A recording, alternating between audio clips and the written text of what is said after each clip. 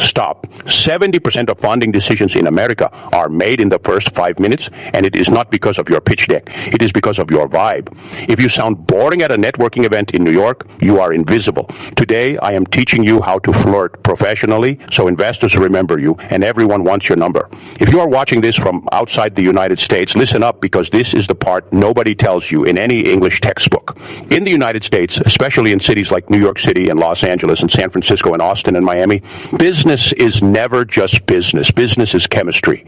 A recent survey of American hiring managers and angel investors said that more than 60% of decisions come down to personal vibe in the first 5 minutes. Not your resume, not your deck, your vibe. That means you're already flirting whether you like it or not. The only question is whether you are doing it well or doing it in a way that makes everyone want to run to the bathroom and hide.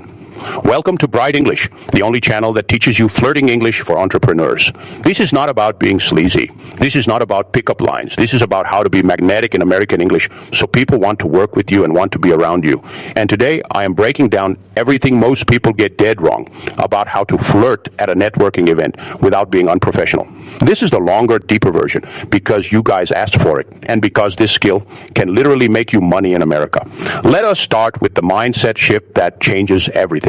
In many cultures outside the United States, professionalism means being serious, being formal, being a little bit distant. You keep a straight face.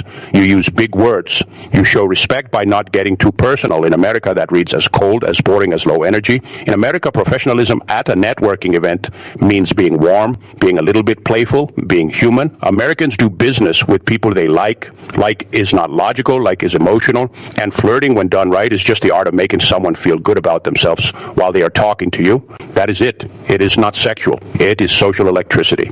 It is that little spark that says, hey, I see you. You are interesting. I am interesting. We should keep talking. If you can create that spark without crossing any lines, you become unforgettable in a sea of forgettable LinkedIn clones. So here are 9 secrets that most internationals mess up when they try to be charming in American business English. And I promise you, if you master even 3 of these, you will walk out of your next event in Manhattan or in Silicon Valley with more contacts than you know what to do with. Secret number 1, stop trying to sound impressive and start trying to be impressed. I see this every single time at events in San Francisco. Someone walks up and immediately starts pitching. I am a founder. I have 3 startups. I went to this fancy school. I raised this much, blah, blah, blah. And the American person they are talking to is just nodding while mentally ordering lunch. Why? Because nobody falls in love with the resume. People fall in love with how you make them feel. The most attractive thing you can do in American networking culture is to be genuinely curious, not fake curious, real curious. Instead of telling them how amazing you are, ask them something that makes them feel amazing. Try something like that story you just told about failing your first demo day is honestly the best thing I heard tonight. How did you keep going after that? You just did magic. You turned them into the main character. And in America, the person who makes someone else feel like a star becomes the star. That is the first law of professional flirting. Make them feel interesting and they will think you are interesting. It is backwards and it works every time. Secret number 2, your eyes are the whole game. In some countries, too much eye contact is aggressive. In the United States, not enough eye contact is shady. If you keep looking at your phone or looking over someone's shoulder to see if someone more important is coming, you just kill the vibe. Americans call that wandering eye, and it is a deal breaker. The sweet spot is what I call the triangle method that actually works in places like Los Angeles and New York, where everyone is a little bit extra. Look at one eye, then the other eye, then their mouth, then back to their eyes. Hold it for 3 seconds, smile, then look away for a second. That little look away is key. It creates tension.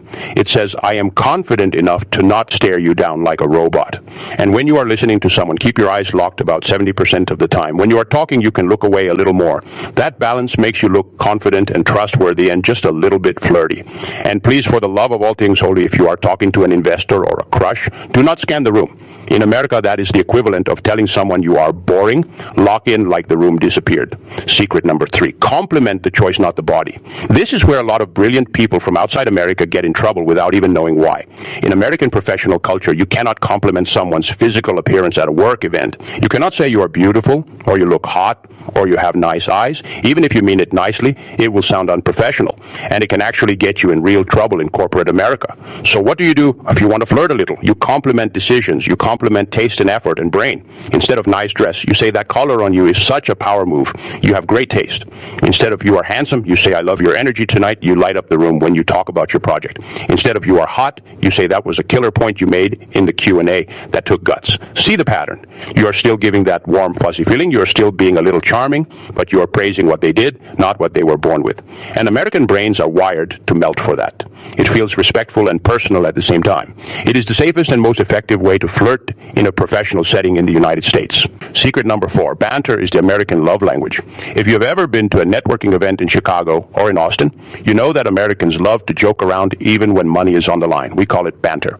It is that playful back and forth that is not quite teasing and not quite serious. Most English learners either stay too safe and sound like a customer service script, so nice to meet you, great weather, very interesting, thank you, or they go way too hard and accidentally roast someone. Neither works. The magic is push-pull. You push a tiny bit with a joke, then you pull back with warmth. Let me give you a real example that works in San Francisco. Someone says, I'm building an AI tool for dog training. You say, oh wow, so you are the reason my friend's dog is smarter than me now. I am kidding. That is actually genius. The pet market in America is insane right now. You teased, you made them laugh, then you validated them. That little emotional roller coaster is what Americans call chemistry. It shows you have personality and you are not afraid to have fun. And in a room full of people trying to sound like a press release, fun wins. Fun gets the follow-up. Fun gets the funding. Fun gets remembered. Just keep your teases super light, never about money or looks or accent or anything sensitive. Tease about small silly things like coffee addiction or being the person who always takes the last donut. Secret number 5, proximity and the perfect exit. This one is so underrated it should be illegal. Most people at American networking events do what I call the koala cling. They find one person and they hold on for 20 minutes because they are scared to be rude. Then the conversation dies, it gets awkward, both people are looking for an escape. Professional flirting is the opposite. It is about scarcity. Think about your favorite show on Netflix. It ends right when it gets good. You need to do the same. When you feel the conversation peaking, when you both just laughed or you both just had a great idea together, that is your moment to leave. You say something like, man, I could talk about this all night, but I know you got a room full of people to charm. Let us keep this going over coffee next week. I am grabbing your LinkedIn before someone cooler steals you away. Boom. You just showed confidence, you showed social awareness, you showed that your time is valuable, and you left them wanting more. In America, we love that. We chase what we cannot fully have. If you stay too long, you go from interesting to clingy real quick, leave on a high note, and you become the person they text about on the ride home.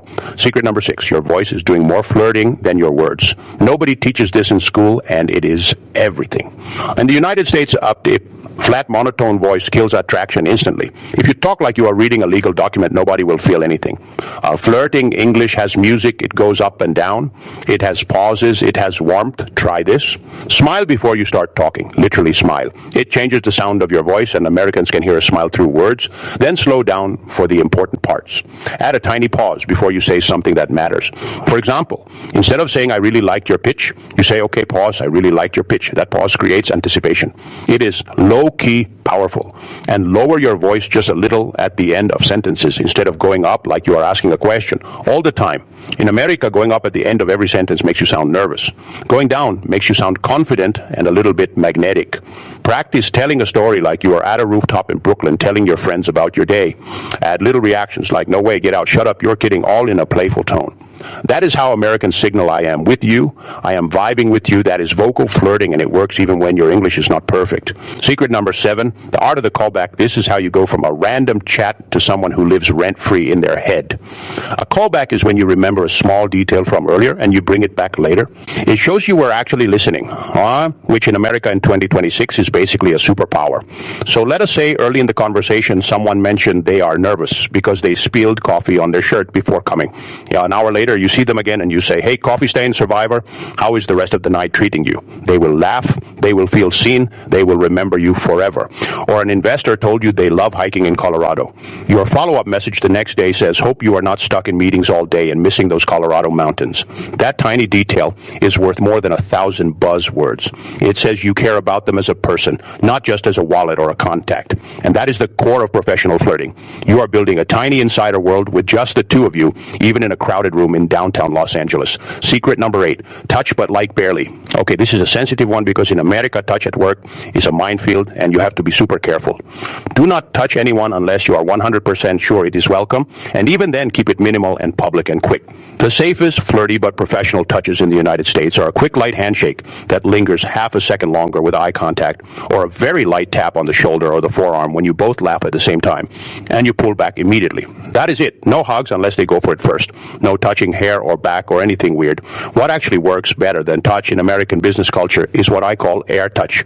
It is leaning in slightly when they talk. It is mirroring their body language. It is nodding. It is open palms. It is uncrossing your arms. Those signals say, I am open, I am warm, I am into this conversation, without ever crossing a line. And for my international audience, please remember, personal space in America is bigger than in many countries, about an arm's length. If you get too close too fast, you will trigger alarm bells, even if your intention is super friendly. So respect the bubble, but fill that bubble with warm energy. Secret number 9, the follow-up is where you actually win. Most people lose the game after the event is over. They send the most boring follow-up in the history of the United States. Something like, dear sir, thank you for your time. It was nice meeting you. Please find my pitch deck attached. Best regards. That email goes straight to the trash folder in the sky. The follow-up is your real first date. It is your second chance to flirt, and this time you have time to craft it. Reference something only you two would know. Use the same playful tone you had in person. Keep it short, keep it human, keep it a little cheeky. For example, hey, still thinking about your take on why every startup in Austin now has a food truck? You were so right. Let us grab that coffee we talked about. I will bring better jokes next time. Or hey, fellow coffee stain survivor, you made that whole event actually fun. Let us keep the brainstorm going. Free next Tuesday for a quick call. That is not unprofessional. That is memorable. That is how people in America actually build networks that turn into money and opportunities and real friendships. You are not being fake. You are being the person who makes work feel less like work. Now let me give you a real American analogy that ties this all together, because I promised you one. Networking in America is like a backyard barbecue in Texas. If you show up to the barbecue and you immediately start shouting, buy my burgers, nobody wants your burgers. But if you show up and you say, man, I love how you seasoned that. What is your secret? You got the good sauce. You help carry some plates. You laugh at someone's bad joke. You bring good vibes. Suddenly everybody wants your burger recipe, and everybody wants you at the next barbecue. That is professional flirting. You are not forcing anything. You are becoming the person people want to be near when the grill gets hot. And that is exactly how investors in Silicon Valley and founders in New York think. They do not just bet on ideas. They bet on people they would want to be stuck with on a 6-hour flight delay at JFK. Be that person. And listen, I know some of you are thinking, but I am an introvert. I'm not charming. I'm not American. I cannot do this. Yes, you can. Charm is not something you are born with. In America, charm is a skill. It is reps. It is practice. It is learning a few lines that feel natural to you and then saying them until they become you. Every confident person you see at those fancy networking nights in Miami or Los Angeles started out awkward. The difference is they learned that a little bit of playful warmth goes a lot further than a perfect English accent. So now I need to hear from you, because I know this is going to start a huge debate in the comments, and I live for it. What do you think is more powerful in American business culture? Team smooth and mysterious who leaves people wanting more, or team direct and super honest with zero games who tells you exactly what they want? Which one actually wins in real life in the United States, the charmer or the straight shooter? Drop your team below team smooth or team straight shooter and tell me your craziest networking story, because I am reading everything. If you got value from this, if you want to stop sounding like a boring textbook and start sounding like someone people in America want to hire and fund and date and be friends with, smash that subscribe button for Bright English. We are building the biggest community of international entrepreneurs who speak real American English that actually gets results.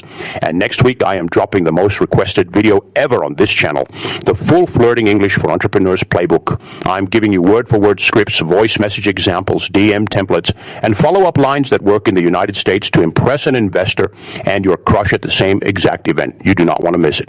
I will see you in the next one. Stay charming, stay professional, and go get that bag and that coffee date.